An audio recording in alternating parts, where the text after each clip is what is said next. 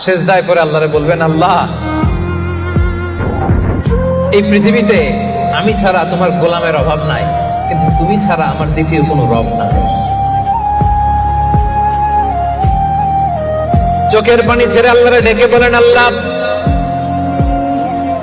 এই জমিনে আমি ছাড়া তোমার গোলামের কোনো অভাব নাই, কিন্তু তুমি ছাড়া দ্বিতীয় কোনো রব আমার নাই, তুমি ছাড়া দ্বিতীয় কোনো জায়গায় যাওয়ার সুযোগ আমার নাই। চোখের পানি ছেড়ে আল্লাহরে বলেন, আল্লাহ কোরআনে তুমি শিখিয়েছো ফরিয়াদীদেরকে কেউ যদি চায় ওই ফরিয়াদীদেরকে বারণ করা যায় না, তুমি কেমন করে এই অভাগা ফরিয়াদীকে আজকে ফিরিয়ে দিবা? চোখের পানি ছেড়ে আল্লাহর কাছে চায়, সব তিনি দিয়ে দিতে পারেন। চিল্লায় বলেন ঠিক কিনা?